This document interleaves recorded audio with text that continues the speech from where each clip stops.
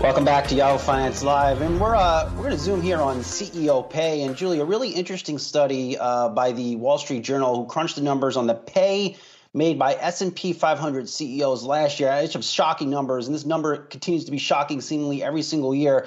So the median pay for the leaders of S&P 500 companies hit $14.2 million last year. That's up from $13.4 million the year before. And tops on this list, it's a mind-blowing figure, is Joseph Bay, the co-CEO of KKR, who pulled in more than $500 million in total compensation. And I giggled, Julie, because the number is it blows your mind. I mean, we're in the middle of a pandemic. Even if we weren't, over $500 million. You have to be kidding.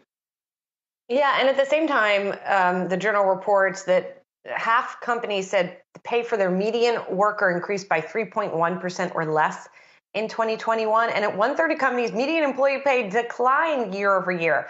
Although the Journal also does a good job of sort of laying out part of the problems with all of these numbers is the reporting requirements are sort of spotty and all over the place. So you're not necessarily getting apples to apples comparisons for either median worker pay or executive pay at these companies. Obviously, most of these executives are getting various stock option awards at different times, which can balloon their pay enormously one year and then bring it down the next. So I mean, bottom line, we know that executives in this country are making enormous gobs of money, and that sort of the average worker is making more, but nowhere near the same rate.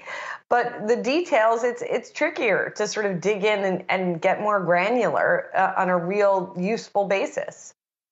Yeah, not to leave Joseph Bay alone here. Of course, we have to mention Andy Jassy, CEO of Amazon, pulling in more than $200 million. Then Intel CEO Pat Gelsinger, new CEO of the company, last year pulled in $180 million in total compensation. So not just Joseph Bay on that very interesting list of well-paid leaders.